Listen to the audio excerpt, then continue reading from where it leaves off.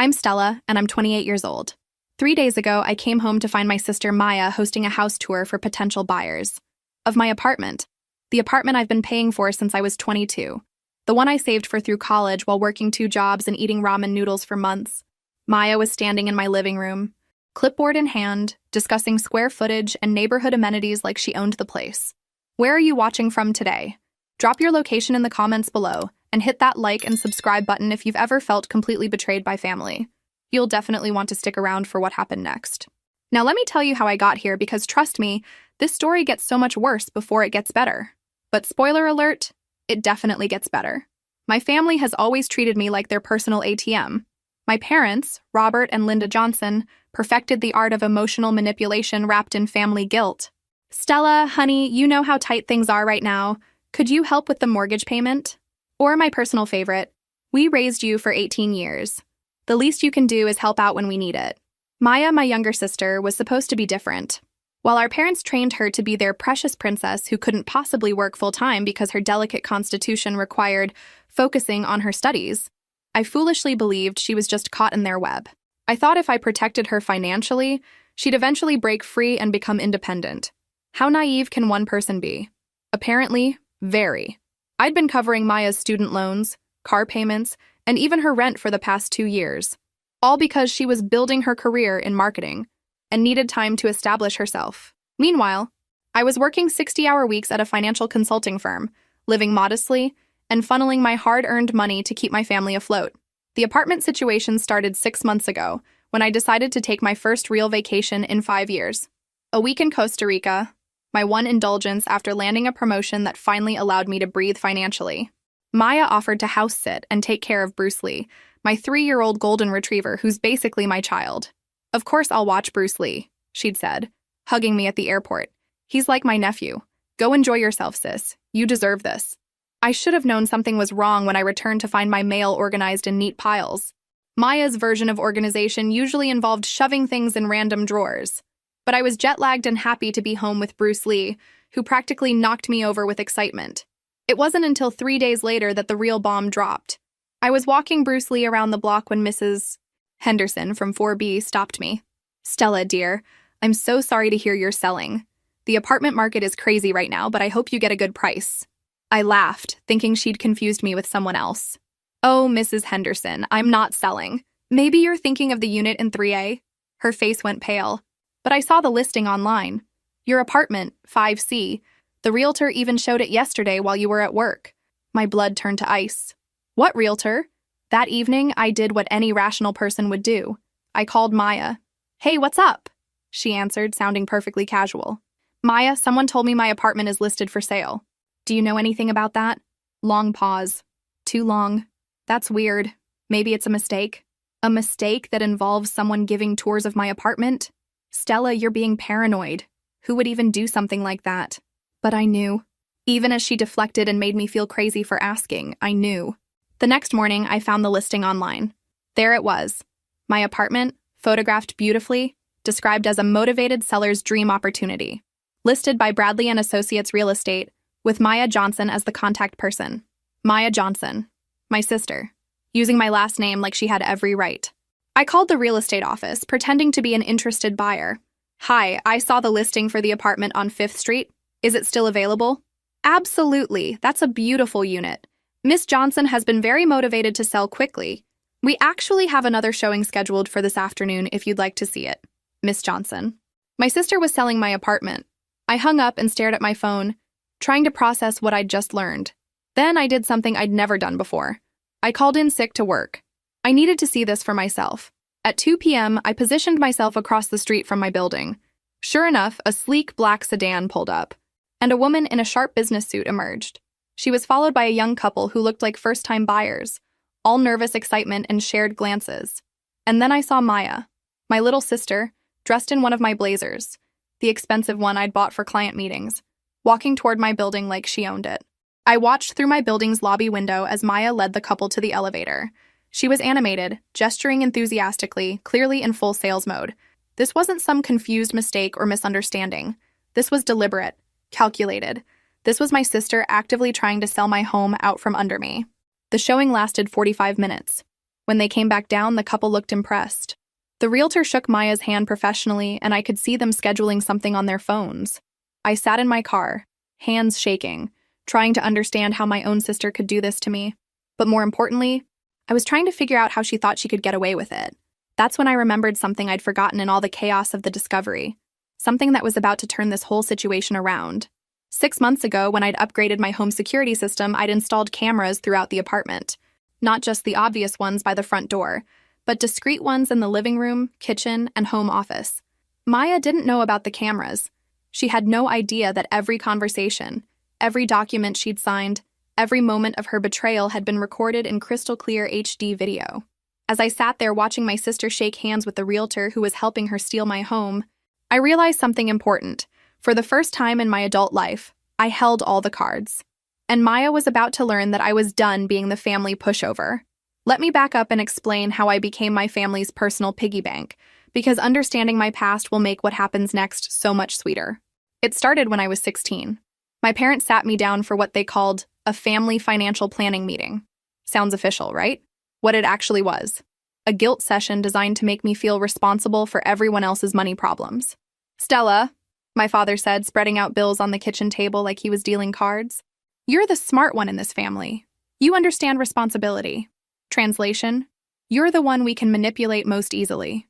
"Maya's still young," my mother added, stroking my sister's hair like she was petting a cat. "She needs time to figure herself out.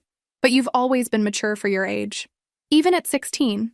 I knew this was problematic. But when your parents spend your whole childhood telling you that being responsible and helpful makes you the good daughter, you believe them. The first request was small. Could I use my part-time job money to help with groceries this month? Dad's commission was late, and Maya needed new school clothes for her junior year. Of course I said yes. I wanted to be helpful. I wanted to be the daughter who saved the day. That was my first mistake. Once you establish yourself as the family bailout fund, you never stop being one. College was where things got really ridiculous. I qualified for academic scholarships and worked 3 jobs: campus bookstore, weekend catering, and tutoring rich kids in accounting. I lived in the cheapest dorm, bought used textbooks, and survived on dining hall food and whatever snacks I could afford. Meanwhile, Maya decided she wanted to attend a private college 3 states away. No scholarships, no job, just dreams of sorority life and spring break trips. Guess who my parents called when the tuition bills came due? "Stella, sweetheart," my mother said during one of our weekly guilt calls. "You know how proud we are of you for being so independent. Maya's having a harder time adjusting to adult responsibilities." Right. Because they'd never asked her to have any. "She's struggling with her course load, and we think adding a job would be too stressful. Could you help with her expenses? Just until she gets on her feet?" I was eating instant oatmeal for dinner while tutoring calculus to pay my own rent. But sure, let me send money to fund Maya's social life. The pattern continued after graduation. I landed a good job at Morrison Financial Consulting. Not through connections or family help, but because I'd graduated summa cum laude and impressed them during a rigorous interview process. Finally, I thought, I could start building my own life. Wrong again. Dad's construction business hit a rough patch. Mom's part-time retail job didn't cover their mortgage. Maya was exploring her options after college, which apparently meant living at home, sleeping until noon, and spending her days at yoga classes and coffee shops with friends. "Just temporarily," became the family motto. Everything was always temporary. The help they needed, Maya's unemployment, their financial struggles, all temporary situations that required permanent solutions from me. I bought my apartment at 25, thinking I was finally establishing independence. It was a modest 1-bedroom in a decent neighborhood. Nothing fancy, but it was mine. I could afford the mortgage, utilities, and still send money home because, despite everything, I loved my family. Here's the thing about being the responsible one. You convince yourself that your sacrifices are noble. You're helping. You're keeping the family together. You're being the bigger person. What you're actually doing is enabling a system where everyone else gets to be irresponsible while you carry the load. Last year was when I should have drawn the line. Maya had been between jobs for 8 months. Not unemployed, between jobs, as if she was carefully selecting between multiple amazing offers instead of binge-watching Netflix and posting Instagram photos of her elaborate brunches. Dad called me on a Tuesday morning while I was reviewing quarterly reports for a major client. "Stella, we've got a situation." In Dad speak, situation meant financial crisis that requires your immediate attention and money. Maya's student loans are in default. If we don't bring them current, it's going to affect her credit score permanently. Here's what he didn't mention. Maya had been ignoring the loan payments for 6 months, not because she couldn't afford them, but because she'd decided they weren't a priority. Shopping was a priority. Daily Starbucks runs were a priority. Student loans, those were future Maya's problem. How much? I asked, already knowing I was going to pay it. $18,000. I nearly dropped my phone. $18,000?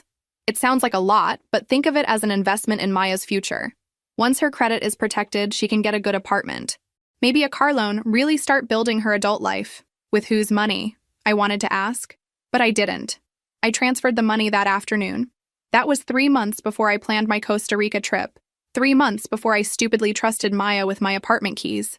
3 months before I discovered that the sister I'd been protecting and supporting was actively trying to sell my home behind my back. You want to know the most infuriating part? I'd been planning to help Maya with a down payment on her own apartment when I got back from vacation. I'd saved an additional $15,000 specifically for that purpose, because I genuinely wanted her to have the independence I thought she craved. Turns out she didn't want independence. She wanted my apartment. She wanted my life, just handed to her without the work, the sacrifice, or the years of eating ramen noodles to afford it. But here's what Maya didn't understand about me. Being the responsible one doesn't make you weak. It makes you strategic. It teaches you to plan, to think ahead, to document everything. Those security cameras I'd installed, they weren't just for package theft protection. I'd learned to be careful about everything in my life, including protecting my own property. The previous tenant had warned me about building management occasionally doing inspections without proper notice, so I'd invested in a comprehensive system. Every angle of my apartment was covered. Motion-activated, cloud-stored, time-stamped video evidence. Maya thought she was smart, using my week away to set up her real estate scheme. What she didn't realize was that I'd been watching every single move she made through my phone app while sipping pina coladas on the beach. I had footage of her measuring rooms, staging furniture, and even bringing that realtor over for a preliminary assessment 2 days into my vacation.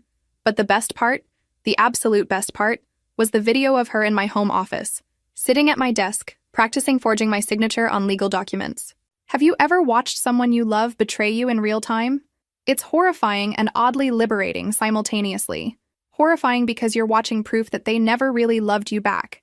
Liberating because you finally have permission to stop sacrificing yourself for people who see you as nothing more than a resource. Tomorrow, I was going to have a conversation with Maya. But first, I needed to make sure I had all my evidence organized. Because this time, I wasn't just going to be the responsible one. I was going to be the one holding all the cards. And Maya was about to learn what happens when you try to steal from someone who spent her whole life cleaning up other people's messes. The next morning, I did something I'd never done in my adult life. I took a personal day specifically to deal with family drama. Usually, I'd try to handle these situations around work, during lunch breaks or after hours, because my job was the one thing in my life that was actually mine. But this required my full attention. I made coffee, the expensive kind I usually save for weekends, and settled in front of my laptop to review 6 months' worth of security footage.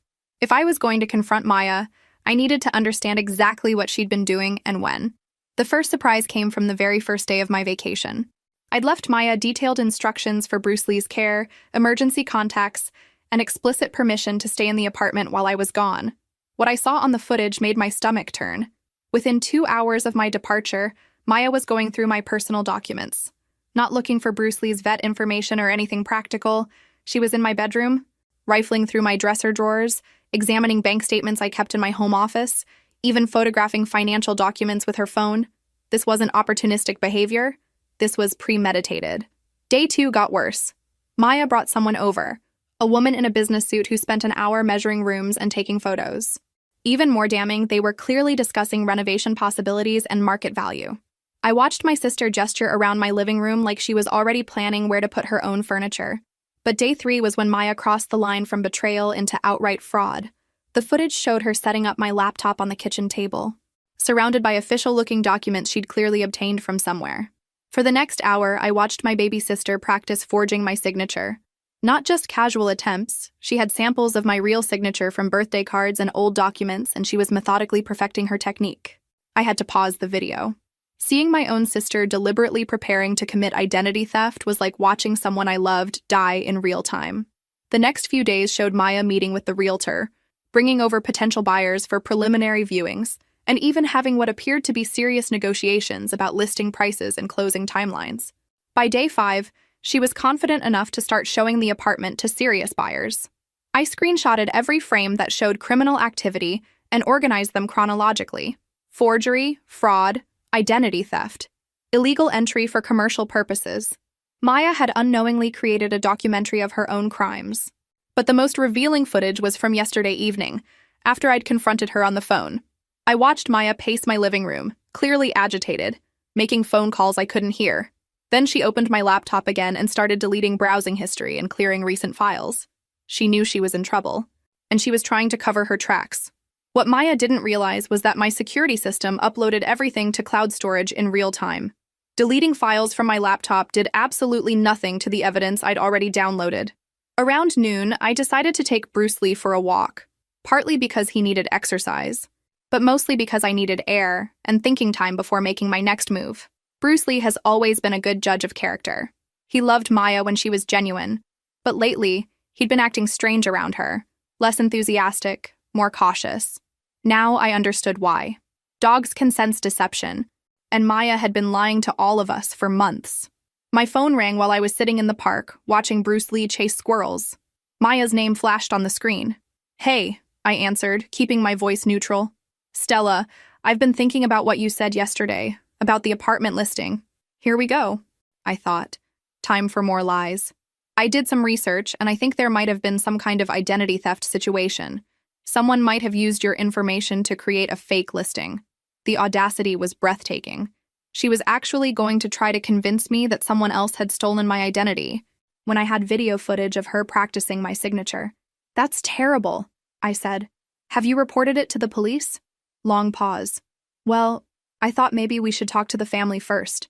You know how Dad gets about involving authorities in family business." "Of course. Bring Dad into it. Make this about family loyalty instead of criminal behavior." "You're right," I agreed. "We should definitely handle this as a family." "Great. Why don't you come over for dinner tonight? Mom's making that pasta you like, and we can all figure out how to handle this together." A family dinner. How perfectly typical. When Maya screwed up, the solution was always to bring in the parents so they could collectively pressure me into letting it slide. "I'll be there," I said. "What time?" 6:30. "And Stella? Don't stress about this. We'll figure it out together." After hanging up, I sat in the park for another hour, planning my approach. I could arrive at dinner with printed screenshots and legal documents, lay out Maya's crimes like evidence in a courtroom, and demand justice. But that's what the old Stella would have done.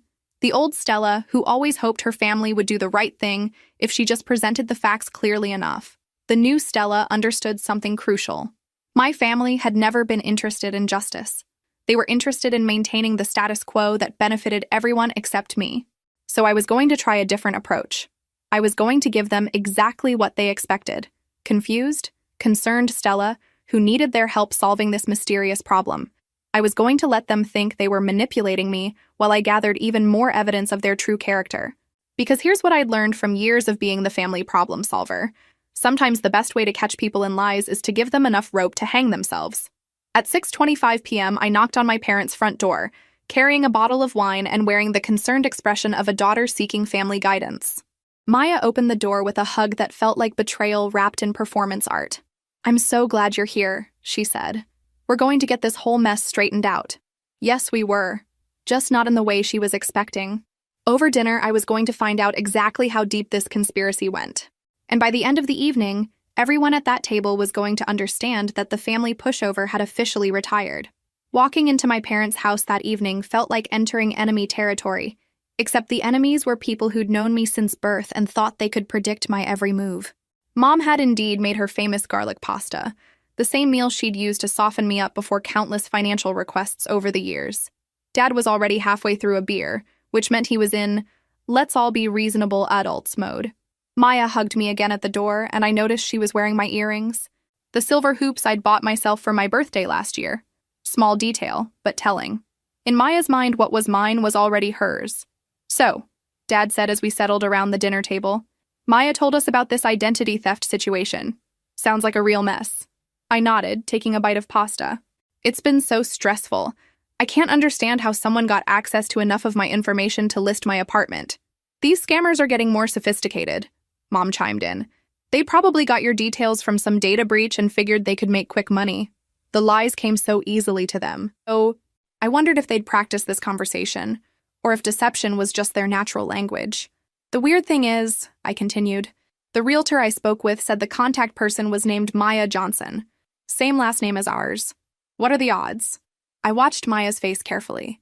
She didn't flinch, but her chewing slowed slightly. That is weird, she said. Probably just a coincidence, though.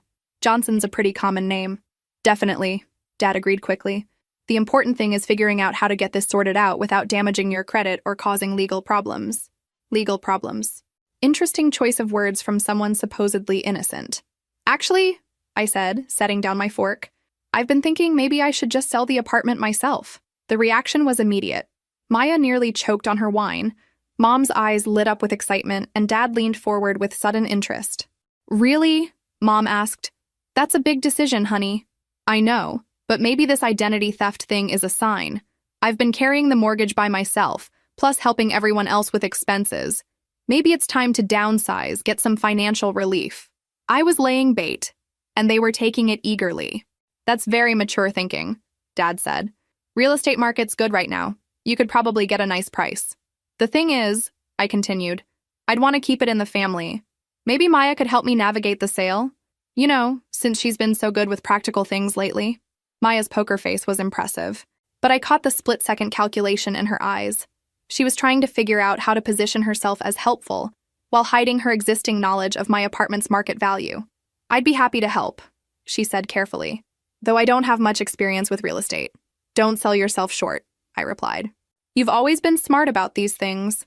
The conversation continued through dessert, with my family gradually warming to the idea of me selling my apartment. They made helpful suggestions about staging, pricing, and timing. Mom even offered to help with packing, which was rich considering she'd never offered to help me move in. What struck me most was how easily they assumed this decision would benefit them. Dad started talking about how the sale proceeds could help me get ahead financially, meaning have more money available for family emergencies. Mom mentioned that Maya had been looking for a place to rent, and wouldn't it be wonderful if I could help with her deposit once I had extra cash? They were already spending my money, and I hadn't even decided to sell. Around 9 p.m., I excused myself to use the bathroom, but actually went to the kitchen to refill my water glass. I could hear their voices from the dining room, speaking in the hushed tones families use when they think they're having a private conversation. This could work out perfectly, Mom was saying. If Stella sells and downsizes, she'll have money freed up right when Maya needs to get settled. We just have to make sure she doesn't get any crazy ideas about keeping all the profits to herself, Dad replied. She needs to remember that family comes first. Maya's been so helpful with this whole identity theft thing, Mom continued. Stella should show some appreciation. I stood in the kitchen, listening to my parents plan how to manipulate me into funding Maya's life with the proceeds from selling my home, and something inside me crystallized into diamond-hard clarity. This wasn't just Maya acting alone. This was a family conspiracy. They all knew. Maybe not the specific details of Maya's fraud, but they knew she was involved in the apartment listing. They were using the identity theft story to cover for her, while positioning themselves to benefit from whatever outcome emerged. I returned to the dining room with renewed purpose. You know what? I said, settling back into my chair. I think I'm going to call that realtor tomorrow, the one who's supposedly been dealing with the fake listing. Maybe I can learn more about how this identity theft happened. The temperature in the room dropped 10 degrees. Are you sure that's wise? Dad asked. Sometimes it's better to let sleeping dogs lie. But I want to understand how someone got so much detailed information about my apartment. They knew my address, square footage, even my phone number.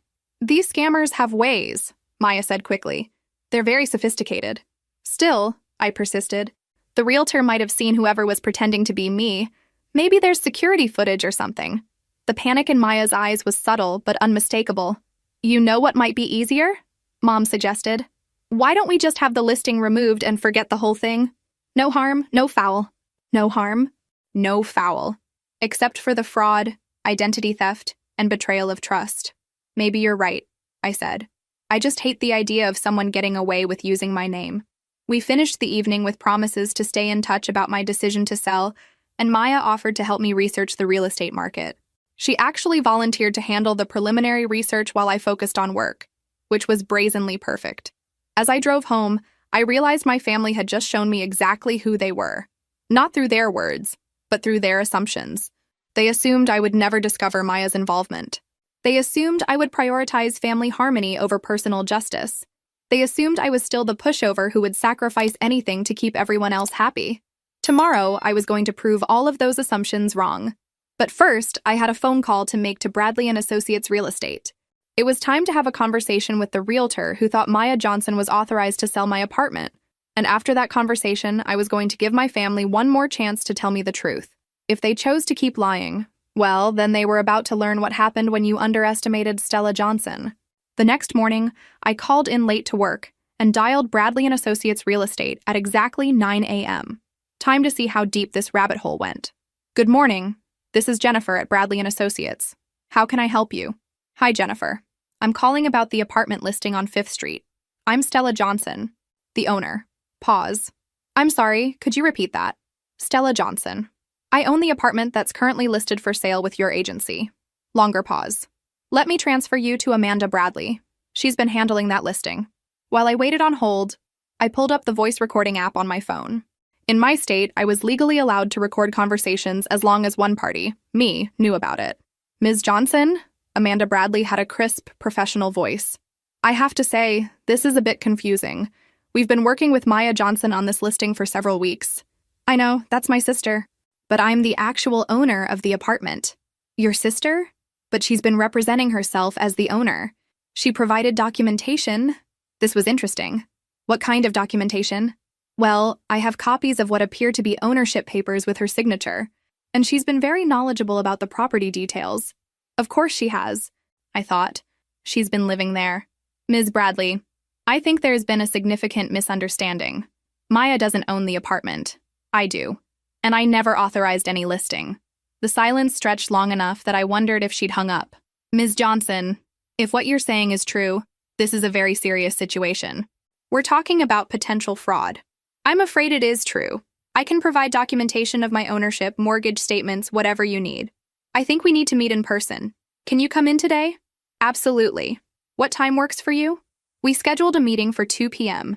That gave me the morning to gather my documentation and prepare for what was likely to be a very enlightening conversation.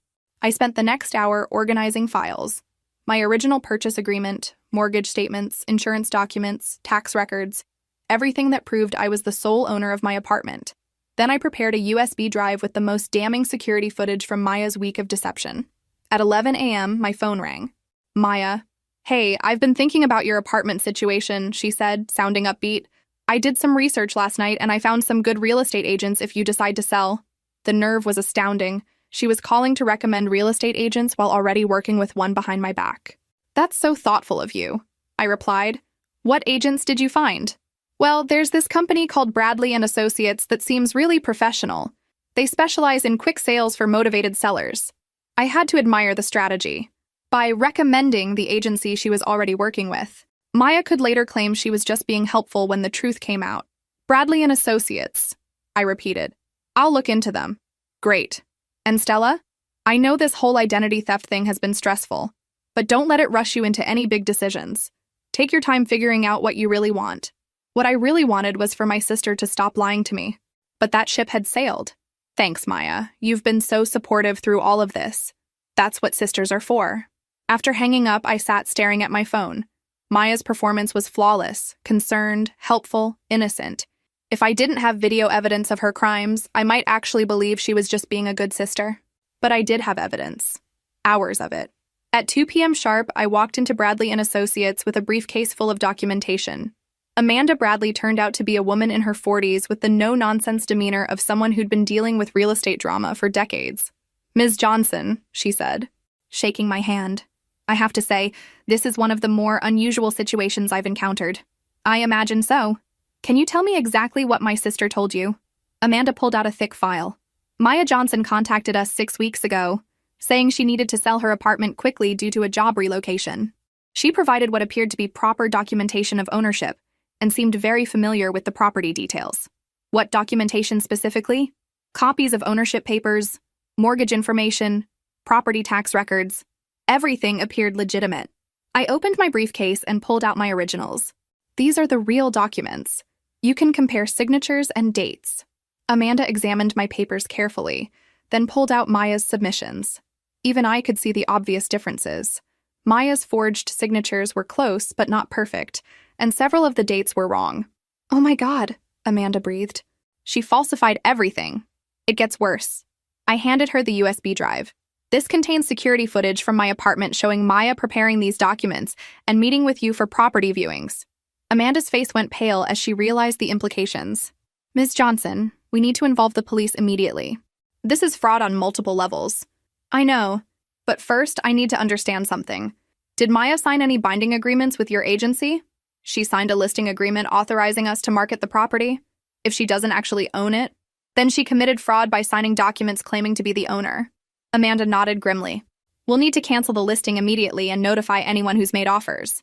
"How many offers?" 3. One of them was quite serious. A young couple planning to put in an offer this week. Maya had come incredibly close to actually stealing my apartment. If I hadn't discovered the listing when I did, if those buyers had moved forward, if a sale had been initiated with forged documents. "Ms. Johnson," Amanda said carefully, "I have to ask, is it possible Maya believed she had some legitimate claim to the property? Could there have been a misunderstanding about ownership?" "No misunderstanding. The apartment is mine, bought with my money, in my name only." Maya knew she was committing fraud. Amanda was quiet for a moment, processing the implications for her agency. "We'll cooperate fully with any legal proceedings. We had no idea we were facilitating fraud." I left the real estate office with a promise that the listing would be removed immediately, and that Amanda would provide written documentation of Maya's deception for legal proceedings. But I wasn't ready to involve the police yet. First, I wanted to give my family one final opportunity to tell me the truth. That evening, I called Maya. "I had an interesting conversation today," I said without preamble. "Oh? About what?" "About my apartment listing. Apparently, the identity thief has been very active. Meeting with real estate agents, signing documents, even scheduling showings." Silence. "Maya? Are you there?" "Yeah, I'm here. That's really disturbing." "It is. In fact, the situation is so serious that I think we need to involve the police." "The police? Stella, don't you think that's a bit extreme? I mean, no real harm was done, right?" And there it was. Maya's true concern wasn't my welfare or justice. It was avoiding consequences. No real harm? "Maya, someone impersonated me and tried to sell my home." "I know, but maybe we could handle this privately. You know how Dad feels about involving authorities in family matters." "This isn't a family matter." "Maya, this is a crime." "Stella, please, can we talk about this in person? I really think we should discuss this with Mom and Dad before making any big decisions." Another family meeting. Another attempt to pressure me into letting criminal behavior slide for the sake of family harmony. "Fine," I said.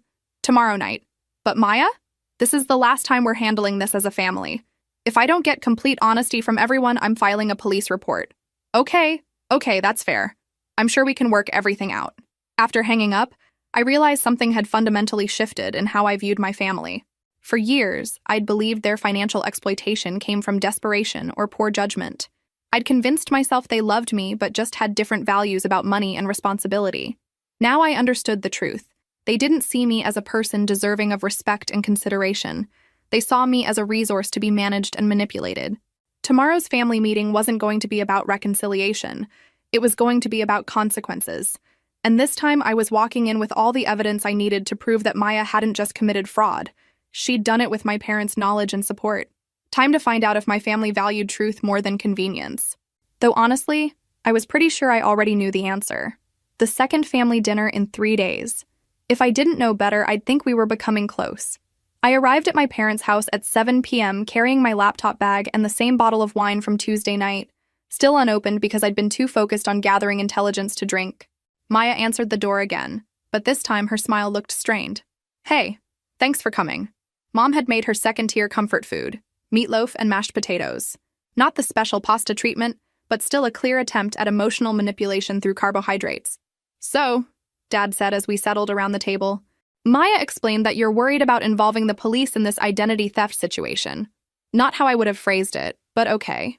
"I'm concerned about the implications," I replied. "Whoever did this had access to very specific information about my apartment and my personal details." "These scammers have sophisticated networks," Mom said. "They probably bought your information online." I nodded thoughtfully. That's what I assumed initially, but then I spoke with the real estate agent today. The collective tension was subtle but unmistakable. Shoulders stiffening, chewing slowing, eyes avoiding direct contact. "What did they say?" Maya asked, her voice carefully neutral. "Interesting details about the person who's been impersonating me. Apparently, this imposter has been very involved in the listing process. Multiple meetings, document signings, property showings." "Wow," Dad said. "They really committed to the scam."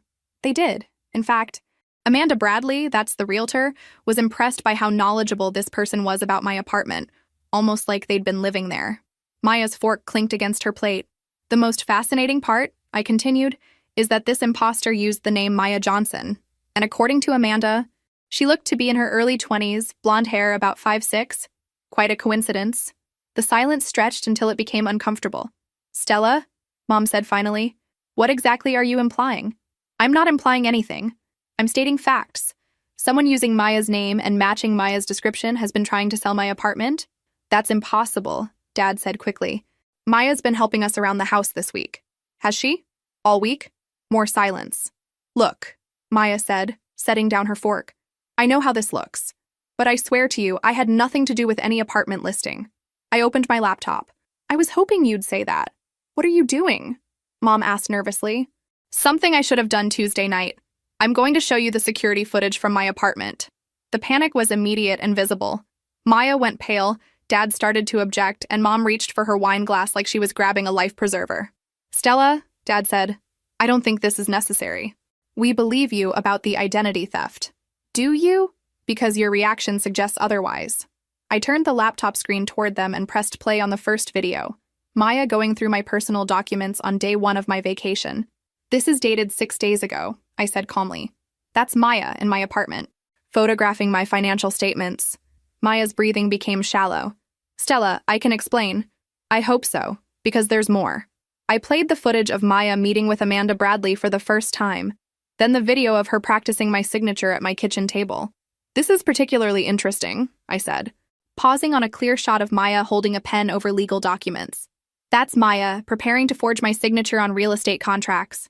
"Turn it off," Mom whispered. "We're not done yet." I played the footage of Maya giving apartment tours to potential buyers. "And this is Maya 3 days ago, showing my apartment to people interested in buying it." By the time I closed the laptop, Maya was crying, and my parents looked like they'd aged 10 years. "Well," I said, "anyone have anything they'd like to share?" Maya broke first. "I'm so sorry, Stella. I never meant for it to go this far." "How far did you mean for it to go?" "Exactly what was the plan here? I was so tired of living at home. I needed my own place, and I knew you had extra money from your promotion. So you decided to steal my apartment?" "Not steal. I thought maybe if I could show you how much the apartment was worth, you'd consider selling and helping me buy something smaller." The logic was breathtaking in its selfishness. "By impersonating me and forging legal documents?" I panicked when you started asking questions. I thought if I could just get through the listing process, maybe we could figure out a solution together. I turned to my parents. "And you two? When did you find out?" Mom looked at Dad, who cleared his throat uncomfortably. "Maya told us about her plan on Monday night. Before or after I called asking about the apartment listing?" "Before," Dad admitted. "So when I came here Tuesday night asking for help with this identity theft, you all knew Maya was the one who'd been impersonating me?" "We thought it would be better to handle it privately," Mom said. "Maya made a mistake, but she's family." "A mistake." I let that word hang in the air. "Maya committed identity theft, fraud, and forgery. That's not a mistake. That's a series of deliberate criminal acts." "Stella, please," Maya pleaded. "I'll fix this. I'll call the realtor and explain everything. We can make this go away."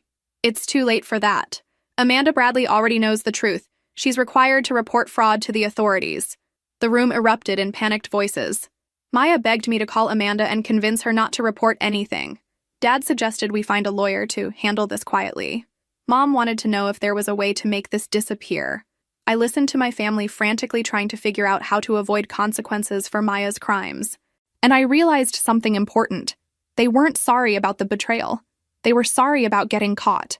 "Here's what's going to happen," I said, standing up. "I'm filing a police report tomorrow morning. Maya is going to face legal consequences for her actions, and I'm done financially supporting any of you." "You can't be serious." Dad said. She's your sister. She's also a criminal who tried to steal my home. Stella, Mom said desperately, think about what this will do to our family. I am thinking about it. For the first time in my adult life, I'm thinking about what's best for me instead of what's most convenient for everyone else. I packed up my laptop and headed toward the door. Where are you going? Maya called after me. Home, to my apartment. The one you tried to sell. Stella, wait, Dad said. Can't we work something out? Maya could pay you back, do community service, something other than involving the police. I turned back to look at them. Maya sobbing, Mom wringing her hands, Dad desperate to fix this without consequences. You know what the saddest part is? If Maya had just asked me for help buying her own place, I probably would have said yes. I've been sending you money for years, bailing everyone out of financial problems, never asking for anything in return. We know, Mom said. And we're grateful. No, you're not. You're entitled. You think my money belongs to you. You think my apartment belongs to Maya. You think I exist to solve your problems without expecting basic honesty in return. I opened the front door. But here's what you never understood about me. Being generous doesn't make me weak. Being responsible doesn't make me a pushover. And being family doesn't give you the right to commit crimes against me. Maya ran after me onto the front porch. Stella, please. I'll do anything. I'll get a job. I'll pay you back everything. I'll move out of state if you want. Just please don't destroy my life over this. I turned to face my sister, the person I'd protected and supported and loved unconditionally for 28 years. Maya, I said gently, you destroyed your own life the moment you decided to steal from me. I'm just refusing to clean up your mess this time. As I drove home, I felt something I hadn't experienced in years. Peace. Not happiness exactly, but the deep calm that comes from finally stop carrying weight that was never yours to bear. Tomorrow I would file that police report. Maya would face legal consequences. My parents would have to deal with their financial problems without my help. And for the first time since I was 16 years old, I would wake up knowing that my money, my apartment, and my life belonged only to me. But first, I had one more surprise for my family, because while they'd been planning Maya's real estate scam, I'd been planning something of my own, something that would ensure they understood exactly how serious I was about being done with their manipulation. Have you ever had to establish firm boundaries with family members who saw you as their personal ATM? Share your experiences in the comments below. You're definitely not alone in this struggle. Friday morning, I woke up with the kind of clarity that comes from finally knowing exactly what you need to do. Bruce Lee was already sitting by my bedroom door, tail wagging, somehow sensing that today was going to be different. Morning, buddy, I said, scratching behind his ears. Ready for an adventure? I'd spent the night researching my legal options and making a timeline of Maya's crimes. The evidence was overwhelming. Video footage, forged documents, testimony from the real estate agent, and digital records of every fraudulent transaction. But before I filed that police report, I had one more card to play. At 9 a.m., I called my office and took a personal day. Then I called Maya. Stella, she answered on the first ring, voice bright with false hope. I'm so glad you called. I've been thinking about our conversation last night, and I have some ideas for how we can fix this. I'm sure you do. Can you meet me at my apartment in an hour? I want to show you something. Of course. Should I bring Mom and Dad? No, just you.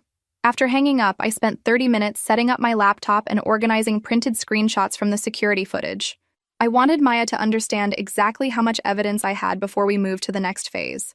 She arrived at 10:15, looking nervous but trying to project confidence. She was wearing a different outfit than the night before, but the same hopeful expression of someone who still believed she could manipulate her way out of consequences. Thanks for giving me a chance to explain, she said, settling onto my couch. Bruce Lee, notably, went to his bed instead of greeting her. Before you explain anything, I said, I want you to see something. I opened my laptop and pulled up a compilation video I'd created overnight. Every piece of incriminating footage edited together chronologically. Maya meeting with the realtor, forging my signature, staging my apartment for buyers, even the moment she deleted files from my computer thinking she was covering her tracks. As the video played, Maya's face went through a fascinating progression. Surprise, embarrassment, panic, and finally resignation. How long have you known? She asked when it ended. I've been watching you in real time since day 2 of my vacation. Every conversation with Amanda Bradley, every forged document, every lie you told our parents. Maya's shoulders slumped. So when you came to dinner Tuesday night, I was giving you chances to tell the truth. You chose to lie. She was quiet for a long moment, staring at her hands. What do you want me to do? I want you to understand something, Maya. This isn't about money or jealousy or family dynamics. You committed serious crimes, identity theft, fraud, forgery. These are felonies. I know. And I'm sorry. I was desperate and stupid, and I thought I could figure out a way to make it work for both of us. By stealing my home? By showing you that you had options. Stella, you've been killing yourself financially supporting all of us. I thought if you sold the apartment, you could get out from under the mortgage, and we could both start fresh. The rationalization was impressive. In Maya's version, committing fraud against me was actually helping me. With whose money was I supposed to start fresh, Maya? After giving you the proceeds from selling my apartment? She didn't have an answer for that. Here's what's going to happen, I said. In 1 hour, I'm going to the police station to file a report. You can either come with me and cooperate fully, or you can wait for them to come find you. Stella, please, isn't there another way? You mean like the family meeting approach? Where mom and dad help pressure me into dropping this for the sake of family harmony? Maya flinched. We weren't trying to pressure you. Maya, you literally tried to steal my house. Our parents knew about it and helped cover for you. What exactly do you call that? She started crying again, but this time it felt different. Less manipulative. More genuinely desperate. I'll lose everything, she whispered. A criminal record? Any chance at a decent job? Probably jail time. Yes, I agreed. You will face consequences for your actions. That's how accountability works. And you're okay with that? Destroying your sister's life? I studied her face. The same face I'd been protecting and supporting for years. Maya had always been beautiful, charming, able to convince people to give her what she wanted. But sitting there in my living room, confronted with evidence of her crimes, she just looked young and scared. Maya, I said gently, I didn't destroy your life. You did. I'm just refusing to save you from the consequences anymore. She wiped her eyes with my throw pillow. Even in crisis, Maya made herself comfortable with my belongings. Will you visit me if I go to jail? The question broke my heart a little. Not because I felt guilty about reporting her crimes, but because it showed how completely Maya misunderstood our relationship. She thought family meant unconditional support regardless of behavior. I'd finally learned it meant love with boundaries. I don't know, I answered honestly. That depends on what happens next. Maya left my apartment 20 minutes later, with a promise to meet me at the police station at noon. I didn't entirely believe she'd show up, but it didn't matter. I had enough evidence to proceed with or without her cooperation. What do you think will happen next? Will Maya actually show up to take responsibility? Or will she try to run? Let me know your predictions in the comments below.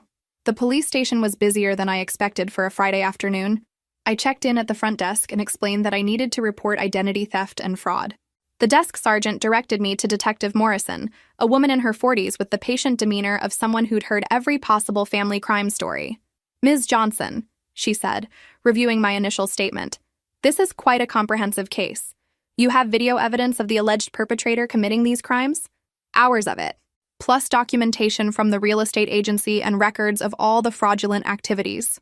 Detective Morrison studied the printed screenshots I'd brought. And this is your sister? Yes, Maya Johnson, 24 years old. Has she been arrested before? No. This is her first offense, as far as I know. The detective made notes as I walked her through the timeline. Maya's access to my apartment, the weeks of preparation, the meetings with the realtor, the forged documents. Ms. Johnson, Detective Morrison said finally, I have to ask, is it possible your sister believed she had some legitimate claim to the property? Joint ownership? Inheritance rights? Anything like that? No, the apartment is mine alone. Maya knew she was committing fraud. And you want to pursue full prosecution? I thought about Maya's tearful face that morning, her genuine fear about jail time, the way our parents would react when they learned their baby girl was facing criminal charges. Then I thought about the years of financial exploitation, the elaborate planning that went into this betrayal, and the fact that Maya had never once apologized for the crime itself, only for getting caught. Yes, I said firmly. I want to pursue full prosecution.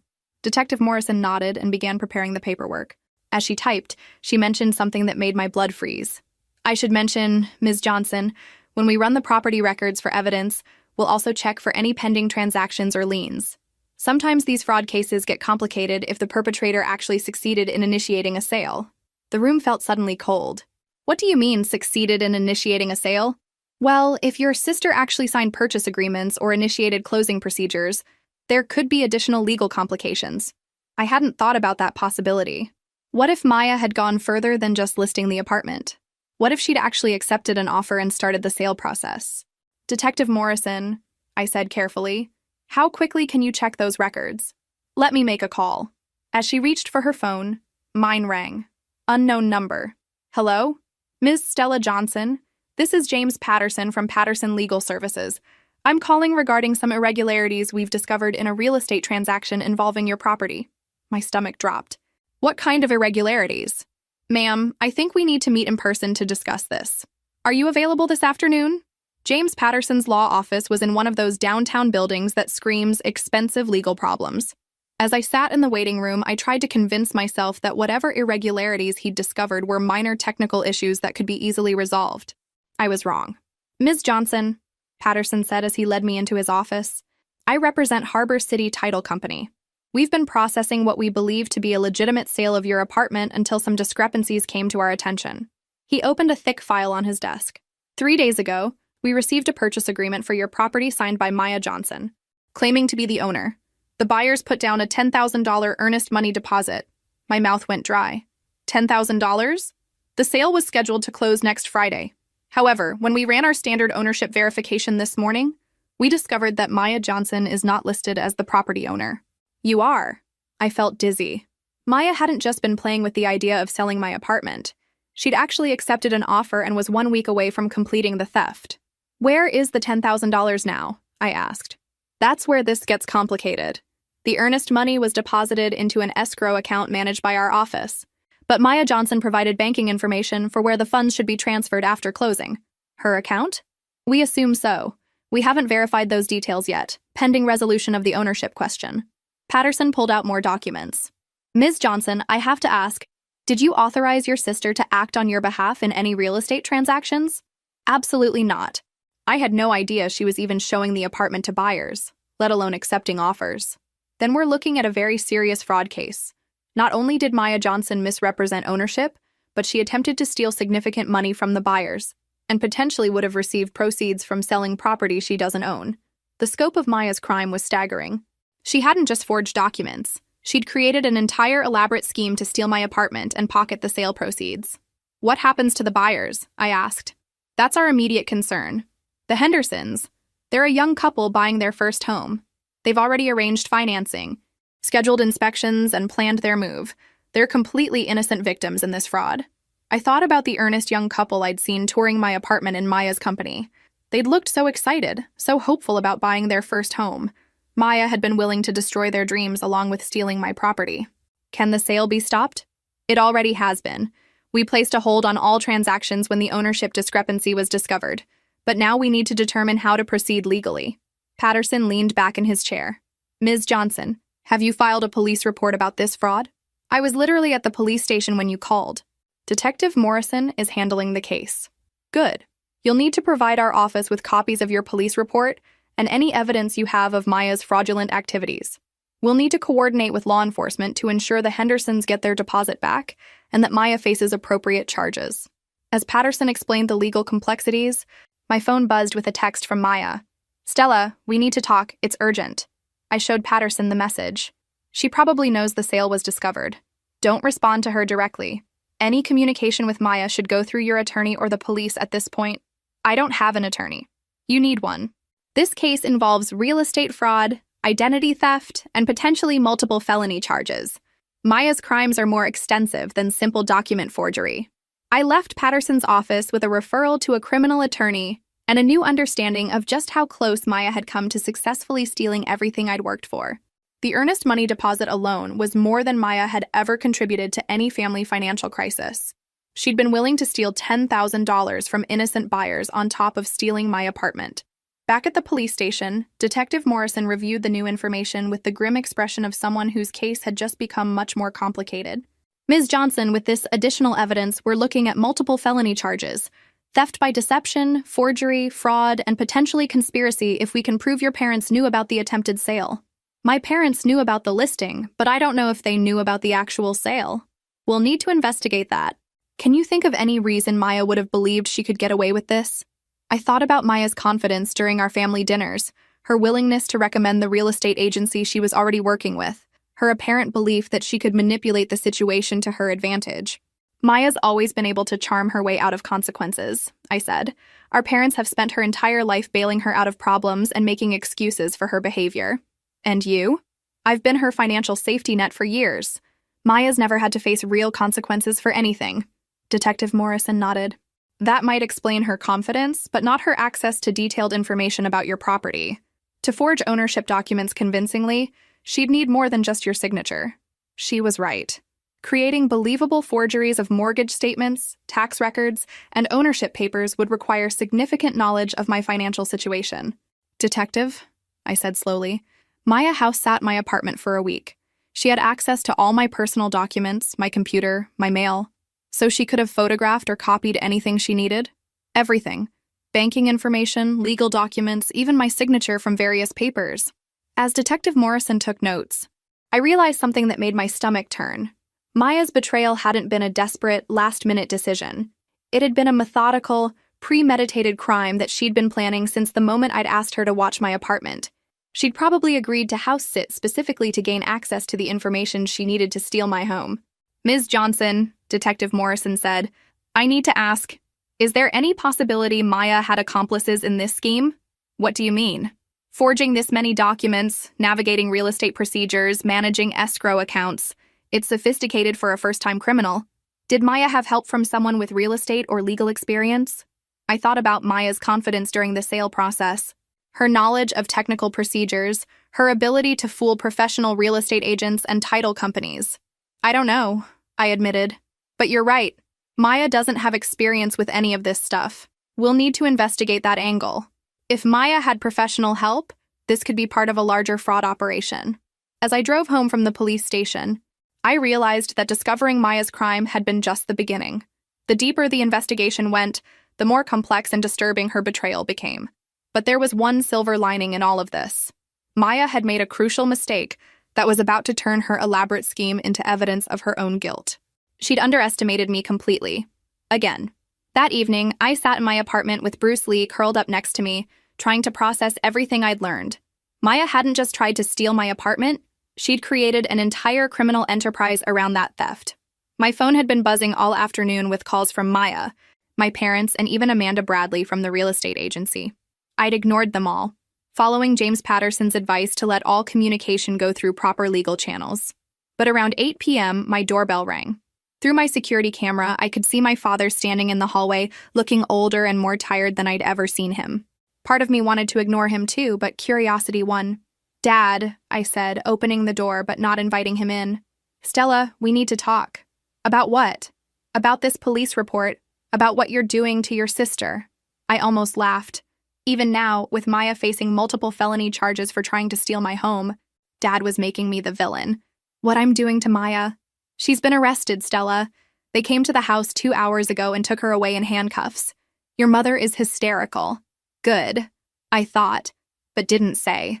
Let Mom be hysterical about the consequences of enabling her precious daughter's criminal behavior. Maya was arrested because she committed multiple felonies, I said calmly, not because I reported them.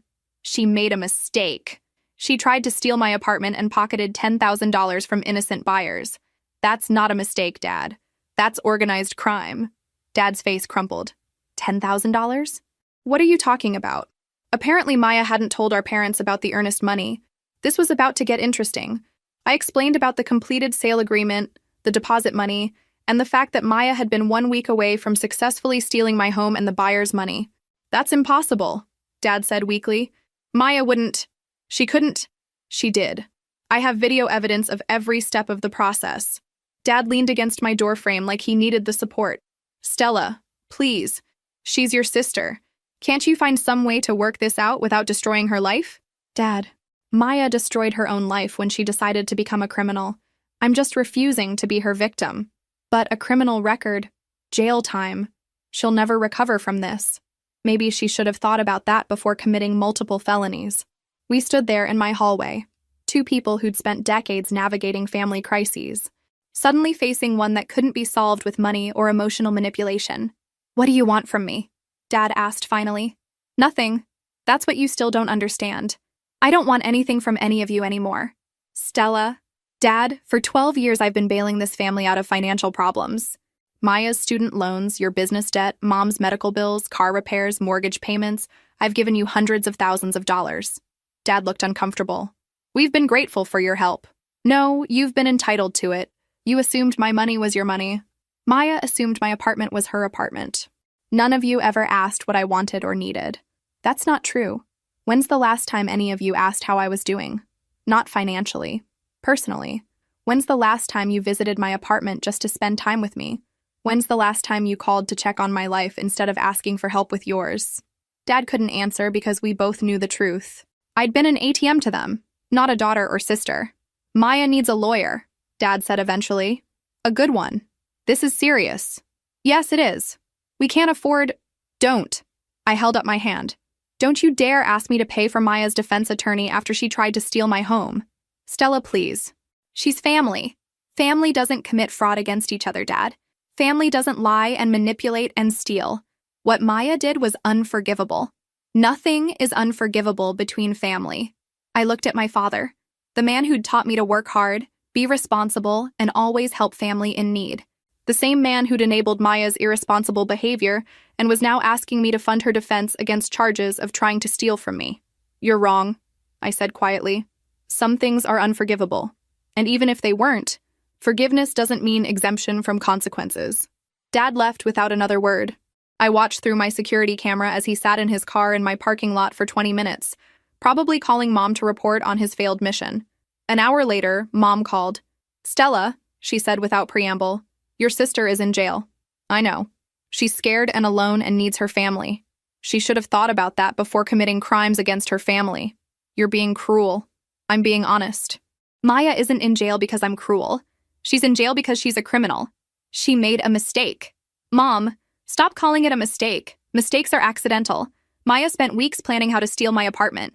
She forged legal documents, lied to professionals, and accepted money from innocent buyers. Those are deliberate crimes. She was desperate. For what? She's been living rent-free in your house, driving a car I helped pay for with no responsibilities or consequences for anything. What was she desperate for? Independence. Then she should have gotten a job and earned it, not stolen it from me. Mom was crying now. Stella, please, I'm begging you. Drop the charges. Maya's learned her lesson. Has she? Because according to the police, Maya hasn't shown any remorse for the crimes themselves. She's only upset about getting caught. That's not true. Mom, when Maya called me this morning, did she apologize for trying to steal my apartment? Or did she just ask me not to report it? Silence. Maya isn't sorry for betraying me. She's sorry for facing consequences. And you and Dad aren't concerned about justice or accountability. You just want everything to go back to the way it was, with me solving problems and everyone else avoiding responsibility. What do you want from us? Mom asked. Nothing. I want nothing from any of you.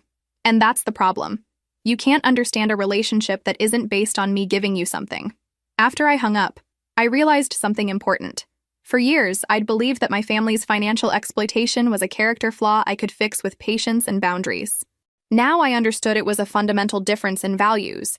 They saw relationships as transactional. I thought they saw them as emotional connections. Maya's betrayal had forced me to see the truth. My family didn't love me despite taking advantage of me. They loved me because I allowed them to take advantage of me. Tomorrow, Maya would be arraigned on multiple felony charges. My parents would probably spend their savings on legal fees trying to minimize her consequences. And I would finally be free to build a life based on mutual respect instead of one-sided sacrifice.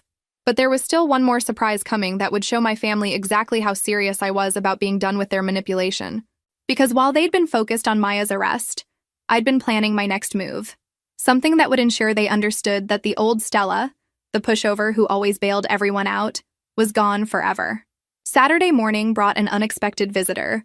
I was drinking coffee and reviewing emails when my doorbell rang again. This time, it was Maya's court-appointed attorney. Ms. Johnson, I'm Rebecca Santos from the Public Defender's Office. I represent Maya Johnson. I invited her in, curious about what Maya's lawyer wanted to discuss. I'll be direct, Santos said, settling into my living room chair. Maya is facing serious charges. Identity theft, fraud, forgery, and theft by deception. She's looking at significant jail time. I understand that. However, if you were willing to make a victim impact statement expressing forgiveness and requesting leniency, It could substantially impact her sentencing. There it was. Even through her lawyer, Maya was still trying to manipulate me into making her problems disappear. Ms. Santos, has Maya expressed remorse for her crimes? She's very sorry about how this situation has affected your family.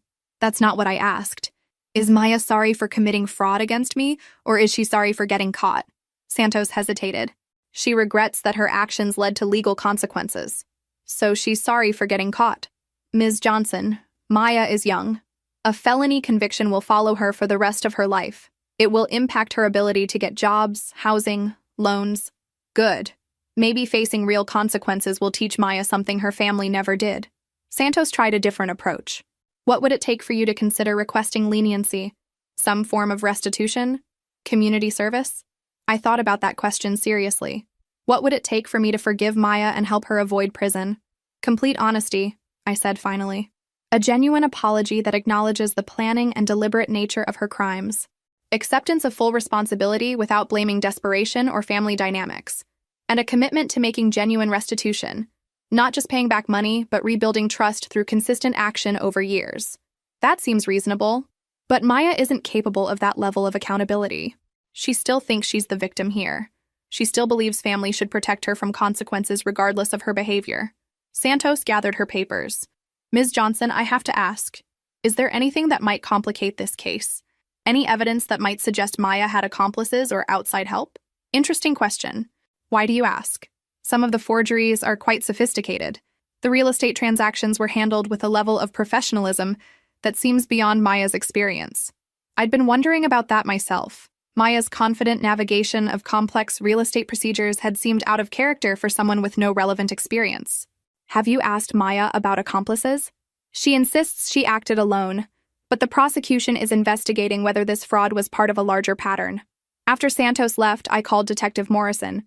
Detective, Maya's lawyer just asked me about possible accomplices. Is there something I should know? We're following several leads. Maya's banking records show some unusual transactions in the weeks before your vacation.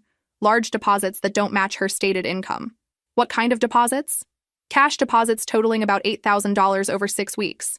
When we asked Maya about the source, she claimed they were family gifts. Family gifts. That would be my money, passed through my parents and given to Maya as help with expenses. Detective, those might actually be legitimate. I've been sending money to my parents regularly, and they often redistribute it to Maya. We'll need documentation of those transfers to verify Maya's claims. After hanging up, I spent the afternoon gathering financial records to help the police understand my family's money flow. Bank statements, transfer receipts, even text messages discussing various financial emergencies I'd helped resolve. As I organized the documents, I realized something disturbing. The pattern of financial assistance to my family had intensified significantly in the months before my vacation. In January, Dad's business needed an emergency loan. February brought Mom's unexpected medical bills.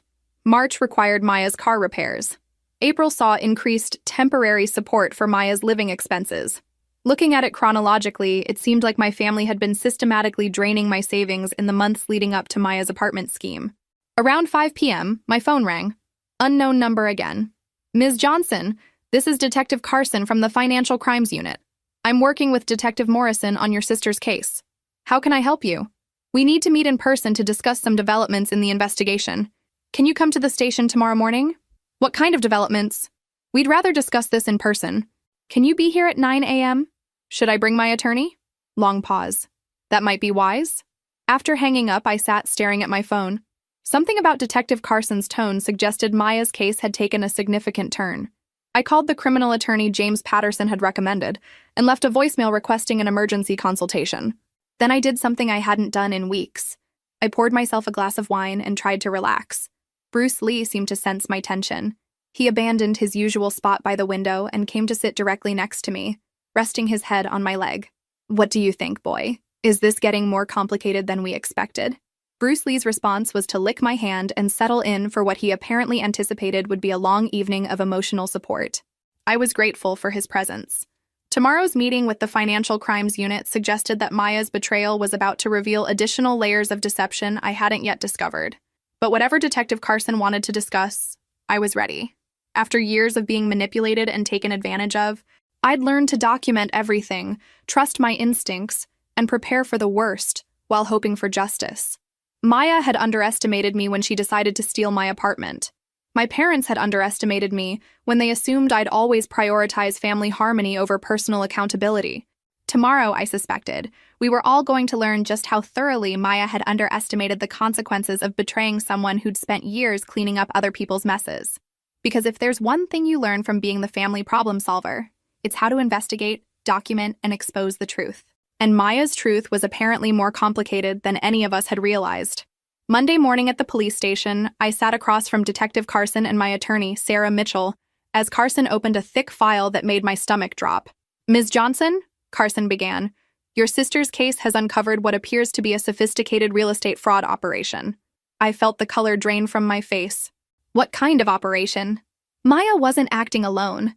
We've traced connections to at least 3 other similar cases in the past year: properties owned by young professionals, temporary access granted to family members, followed by fraudulent sale attempts. Sarah leaned forward. "Are you suggesting Maya is part of an organized crime ring?" "We're suggesting someone has been coaching inexperienced accomplices in real estate fraud techniques. The forged documents in Maya's case show professional-level expertise in multiple handwriting styles and document aging." Carson pulled out photographs of Maya's forged papers. These weren't created by an amateur. Someone with significant experience in document fraud prepared these for Maya. I thought about Maya's confidence during the real estate process, her knowledge of technical procedures, her ability to fool professional agents and title companies. "Who was helping her?" I asked. "We're still investigating, but we have a suspect. Someone Maya was in contact with regularly during the weeks of your vacation." Carson slid a phone records printout across the table. Highlighted in yellow were dozens of calls between Maya's number and one labeled Trevor Harrison, real estate consultant. Trevor Harrison has been investigated twice for real estate fraud, but never charged due to lack of evidence. His business model appears to involve recruiting family members of property owners to commit fraud on his behalf. The scope of Maya's betrayal kept expanding. She hadn't just decided to steal my apartment. She'd partnered with a known criminal to do it. "How did Maya meet this Trevor Harrison?" Sarah asked. According to Harrison's business records, Maya contacted him 6 months ago inquiring about real estate investment opportunities. He apparently identified her as a potential recruit and began grooming her for this fraud. 6 months ago. Before my vacation, before I'd asked Maya to house sit, before I'd trusted her with my keys. "Detective Carson," I said carefully, "are you telling me Maya planned this for 6 months? We believe Maya was recruited and trained for 6 months, then waited for an opportunity to access your property. Your vacation provided that opportunity." The room felt like it was spinning. Maya's offer to house sit hadn't been helpful sisterly behavior. It had been the final step in a premeditated criminal conspiracy. "Where is Trevor Harrison now?" Sarah asked. "That's where this gets interesting. Harrison disappeared 3 days ago, right after Maya's arrest. We have a warrant out for him, but he appears to have fled the state." Carson pulled out more documents. "Ms. Johnson, we need to ask about your family's financial situation. Maya's phone records show extensive conversations with Harrison about your income, assets, and financial habits." "What kind of conversations?" "Harrison appears to have coached Maya on gathering information about your finances, your property value, and your personal schedule. Maya provided him with detailed intelligence over several months." I felt physically sick. Every conversation I'd had with Maya about work, money, my apartment, my travel plans, she'd been reporting it all to her criminal partner. "Detective," Sarah said, "what charges is Maya facing now?" "Conspiracy to commit fraud, organized real estate theft, identity theft, and potentially money laundering if we can prove she was part of Harrison's broader operation." "Money laundering?" Carson nodded grimly. "The $8,000 in cash deposits Maya received weren't family gifts. They were payments from Harrison for gathering intelligence and preparing for the fraud. My family's money. The emergency loans, medical bills, and temporary support I'd provided had been funneled to Maya, who'd used them to fund her preparation for stealing my apartment." "Ms. Johnson," Carson continued, "we need you to understand, this wasn't just a family dispute that got out of hand. Maya participated in a criminal enterprise that targets people like you specifically. People like me? Young professionals with valuable property, strong family relationships, and a history of financial generosity. Harrison's operation identifies targets through their family members, then recruits those family members to commit fraud. The systematic nature of Maya's betrayal was breathtaking. She hadn't made a desperate mistake. She'd been a willing participant in organized crime. "What happens now?" I asked. Maya's facing significantly more serious charges. Instead of local fraud charges, this is now a federal case involving interstate commerce and organized crime. Carson closed the file.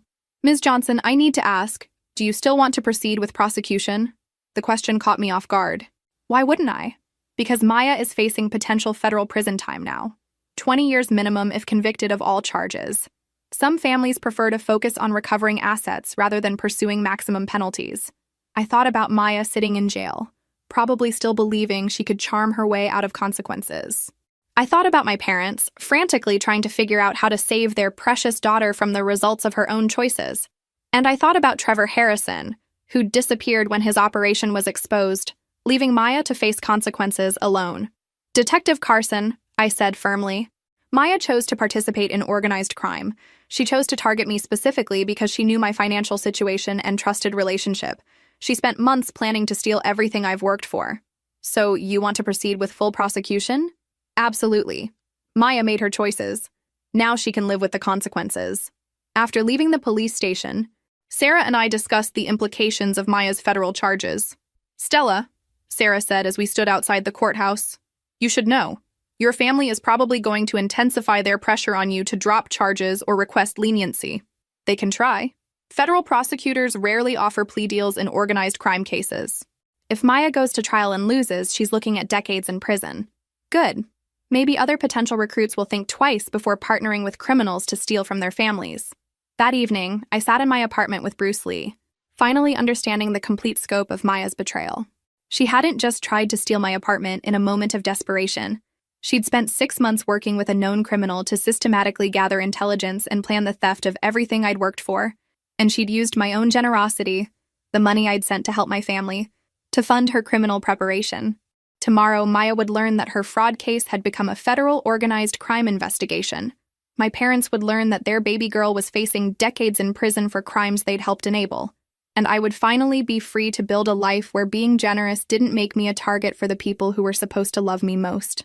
But first, I had one more decision to make, because Detective Carson had mentioned something that would determine whether Maya faced 20 years in prison or life without parole. And that decision was entirely up to me. 3 weeks later, I stood in the hallway outside federal court, watching my parents emerge from Maya's plea hearing. They looked decades older, broken by the reality of their daughter's choices and the consequences that no amount of family manipulation could avoid. Maya had pled guilty to conspiracy charges in exchange for a reduced sentence of 12 years in federal prison. The plea deal required her full cooperation in locating Trevor Harrison and dismantling his fraud operation. 12 years. Maya would be almost 40 when she was released. Mom approached me hesitantly, her eyes red from crying. Stella, she said quietly, Maya wants to see you before they transfer her to federal prison. I know, I got the message. Will you visit her? I'd been thinking about that question for weeks. Maya had written me a letter from jail. Not the manipulative guilt trip I'd expected, but what seemed like genuine acknowledgement of her crimes and their impact. I'll think about it, I said. Dad joined us in the hallway, looking defeated. Stella, I need you to know. We had no idea about Trevor Harrison or any criminal conspiracy. We thought Maya was just desperate. I know, Dad. And I did know. The federal investigation had confirmed that my parents were unknowing enablers, not criminal accomplices. They'd created the conditions that made Maya vulnerable to recruitment, but they hadn't conspired in the actual fraud. What happens now? Mom asked. Now you learn to function as a family without using me as your financial safety net, I said. And I move on with my life. Move on? I'd been waiting for the right moment to share my news. I'm relocating to Denver. I got a promotion with my company's Colorado office. The shock on their faces was almost comical. They'd never considered that I might leave, might choose to build a life away from their constant financial crises and emotional manipulation. But we're family, Mom protested weakly. Yes, we are. And family means love and support, not exploitation and betrayal. When you're ready to have that kind of relationship, you know how to reach me. I walked away from my parents and out of the courthouse, feeling lighter than I had in years. The Denver job was real. An opportunity I'd been offered months ago but had initially declined because I thought my family needed me. Maya's betrayal had shown me the difference between being needed and being used. My apartment sold within 2 weeks of listing it properly. After paying off the mortgage and covering moving expenses, I had enough left over to buy a house in Denver with a large fenced yard for Bruce Lee and space for the home office I'd always wanted. On my last day in the city, I visited Maya at the federal detention center. She looked younger in her prison uniform, vulnerable in a way I hadn't seen since we were children. The confident manipulator was gone, replaced by someone who finally understood the weight of her choices. "Stella," she said as we sat across from each other in the visiting room. "I'm sorry." "Are you? For what specifically?" "For betraying you. For using your trust to steal from you. For working with Trevor to target you deliberately." Maya's voice was steady, clear. "I'm sorry for becoming the kind of person who could plan to destroy her sister's life for money." It was the apology I'd needed but never expected to hear. "Maya, what made you think you could get away with it?" She was quiet for a long moment. "Because you always saved me. Every time I messed up, you fixed it. I thought even if you found out, you'd find a way to make it okay. And now? Now I understand that love doesn't mean exemption from consequences. You loved me enough to let me face the results of my choices instead of enabling them." We talked for another hour. Maya told me about her cooperation with federal investigators, her genuine remorse for the families Trevor's operation had targeted, and her plans for prison education programs. "Stella," she said as our visit ended, "I don't expect forgiveness. I know what I did was unforgivable, but I want you to know, discovering who I really was, what I was capable of, it's changed me. Prison isn't punishment to me.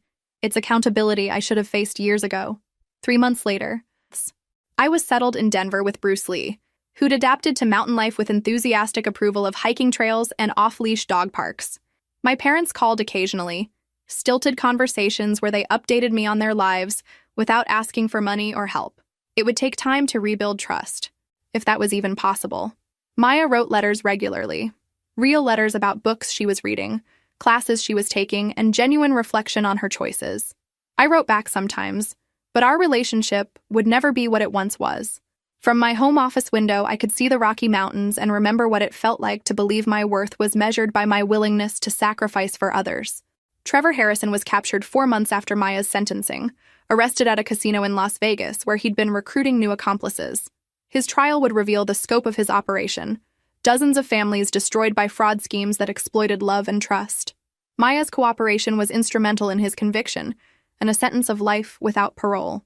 Sometimes people ask if I regret reporting Maya's crimes, if family loyalty should have outweighed justice. But love isn't about protecting people from the consequences of their choices. Love is about caring enough to let them face those consequences and grow from them. Maya's betrayal taught me that being generous doesn't require being naive, that being family doesn't excuse criminal behavior, and that the people who truly love you will respect your boundaries instead of constantly testing them. I still send lottery tickets to myself sometimes, not because I need the money now, but because they remind me that hope and possibility belong to me, not to people who would exploit my kindness. Bruce Lee is sleeping next to my desk as I finish writing this story, probably dreaming about the squirrels he chases in our new neighborhood. He's the only family member who's never asked me for anything except love and attention. If this story resonated with you, make sure to like and subscribe. Remember that protecting yourself isn't selfish, it's necessary. Family relationships should be based on mutual respect, not one-sided sacrifice.